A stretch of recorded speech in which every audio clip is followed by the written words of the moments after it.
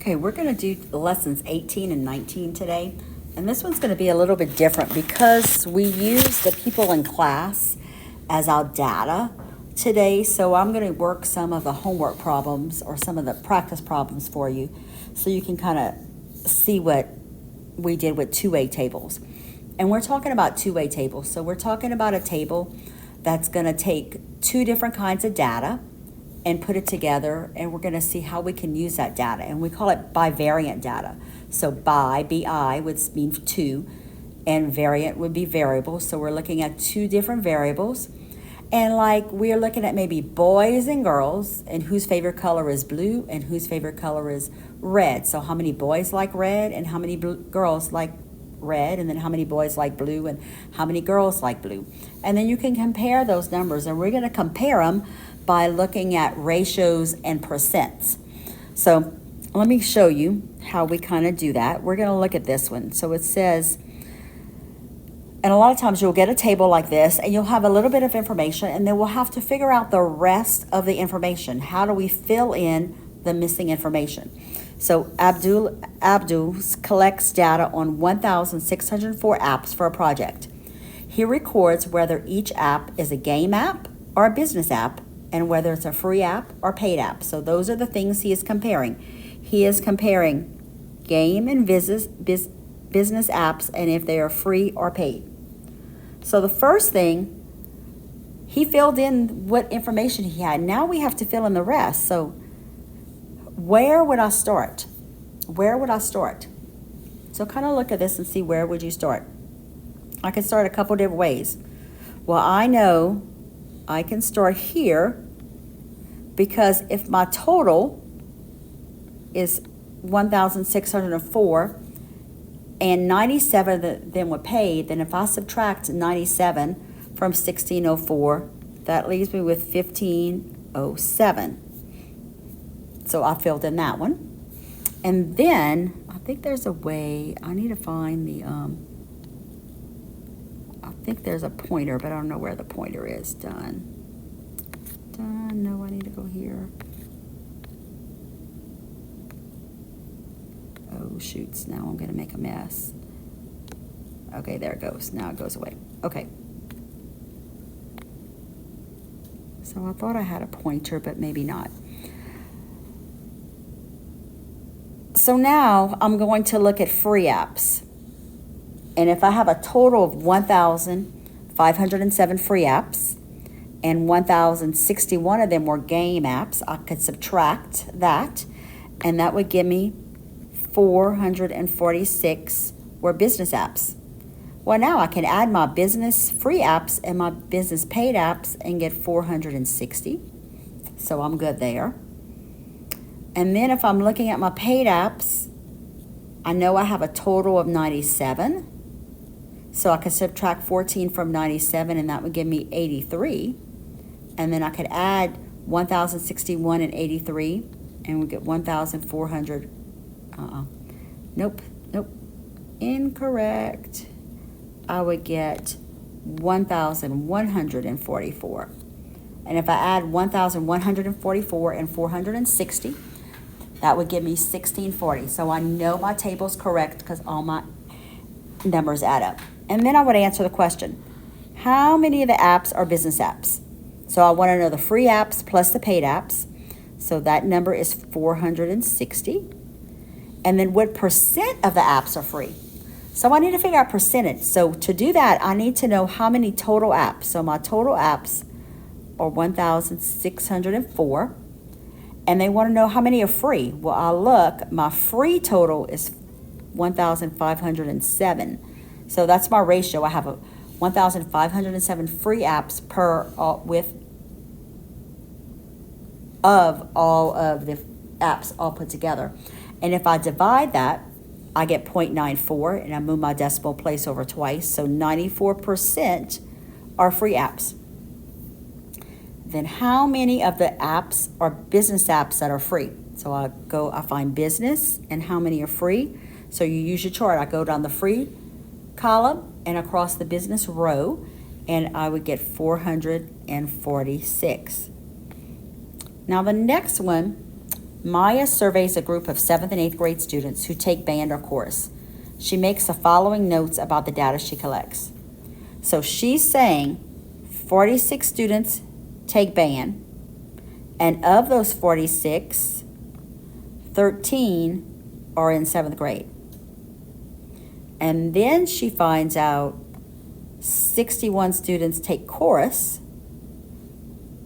and of those who take chorus, 39 are in 8th grade.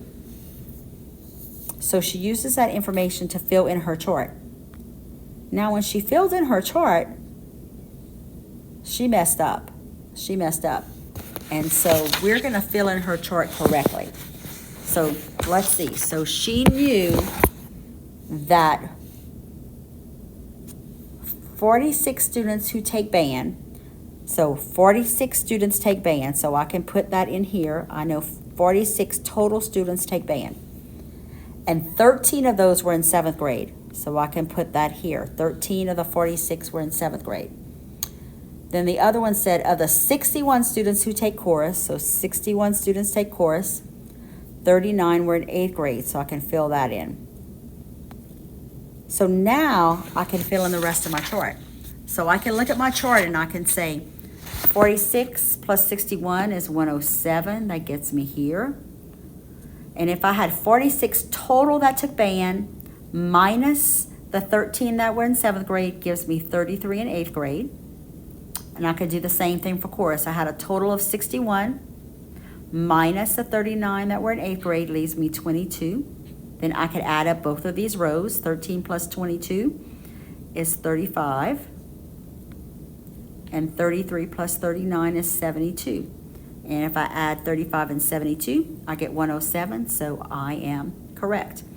So C, how many students did Maya survey? The total number. So I would look at my total, 107. And then what percentage of the students are in 7th grade and take chorus? So all of my students is 107. That's my total number. But she wants to know how many are in 7th grade and take chorus. So that is this number right here. So make sure you find what they're asking. So 22 over 7 is 0.2057, I think it was. Move my decimal place over twice. Round up, so about 20.6% take chorus. So those are pretty much getting the numbers, plugging in, and filling in the holes by adding or subtracting the totals that you have. Okay, and we're going to go on to the next one because we did this with the people in class and what they liked. And so the next one is lesson 19, and again we did this with the people in class, so we're going to skip this and we're going to go on to number 2. And it said in a survey 110 students were asked the following question. So that's my clue right there. My total number was 110. And they wanted to know, do you like sporting events and do you play an instrument? Well, I can add up how many said yes to like sporting events. 1 and 90 is 91. How many do not like sporting events? 9 and 10 is 19. And if I add my total across my row, 91 plus 19 is 110. Then I can say how many people said yes, they like to play an instrument. 1 plus 9 is 10. And how many do not like to play an instrument? 90 plus 10 is 100. So 10 plus 100 is 110. So I am good there. Okay, my first question. In the survey, what fraction of students play an instrument? So I need to know all my students out of 110 students. Then how many play an instrument? So I'm going to look. Here's plays an instrument, and yes, that's this number here. So 10 out of 110 play an instrument. Then my next question is, in the survey, what fraction of students who play an instrument? So now I'm only looking at students who like to play an instrument, and that's 10. I found out that was 10. How many of those like to attend school sporting events? So how many play an instrument and attend school sporting events? So I look for that. So play an instrument, attend school sporting events. So that is 1 out of 10 like to do that. In the survey, what fraction of students like to attend school sporting events? So we're looking at all of our students, which was 110, and how many of those like to attend sporting events? So let me switch my color. So sporting events, yes. So that is 91. So 91 out of 110 like to attend sporting events. In the survey, what fraction of students who attend sporting events? So let's look at that. That was 91. I know 91 students like to attend sporting events. And how many of those play an instrument? So let's see, 91 and plays an instrument. Well, that's this number again right here. So that's 1 out of 91. Now we're going to find something called a row relative frequency. Write each relative frequency as a fraction and a decimal. Round to the nearest hundred. So we're going to take those things we just did. Those ones we just did. 10 over 110, 1 over 10, 91 over 110, and 1 over 91. And use those to fill in our chart. So let's look at the first one. Students who play an instrument. So that's 10 out of 10. 10 out of 10. So students who play an instrument. So that's going to be this box right here. So 10 divided by 110. Wait, hold on. 10 divided by 110. Okay. It's 90.1. Let's see where. Oh, maybe I did that. Hold on. Let me see how we're going to do that. So our first thing we're going to figure out is like sporting events, and so we're looking at our row. We're not looking at our total. We're just looking at our row. So we know these totals have to be 100%. Our rows have to add up to 100%. So plays an instrument. Our total number of people who played an instrument that said yes was 10. And so this one was 1 out of 10, so it was 0.1%. I mean 0.1 or 10. Because that was our 1 out of 10. Then the next one, I had no plays and instruments, no sporting event, was 9 out of 10, which was 0.99, which is 99%. And if I add 99%, I'm sorry, it wasn't 0.99. It was only 0.9. There wasn't 9.9 people. There was 9 people. So it was I need to make this bigger. So it was 0.9. Move my decimal place over twice, so that's 90%. 10% plus 90% is 100, so that's right. Then here, my next one was, how many people said yes, I like to go to a sporting event? Out of 100, because I had 100 people there. So 90 out of 100 did that. And when I do that, that's 0.9%. 0.9 or 90%. And then how many people that play an instrument like to attend a sporting event? And that was 10 out of 100, which gives me 0.1, which is 10%. And again, if I add 90 plus 10, I get 100%. So I use this chart, and I'm looking at 1 out of 10, 9 out of 10, 1 out of 10, 9 out of 10. And then I'm looking at 90 out of 100 and 10 out of 100. And that's how I got those row relative frequencies. So that's the word row. So I'm looking at each row and what is the frequency of, what is the percent of what happens in that row. So if the row or column's relative frequencies are the same, so if everything's close, if it's the same, then that means everybody always likes the same thing. So there is no evidence of association. But if they're different, then there is evidence of an association. So let me see if we get any others today. And we're going to practice these a bunch. So you are comparing your rows, relative frequencies. So let's say, let me erase this because you'll be able to go back and watch this.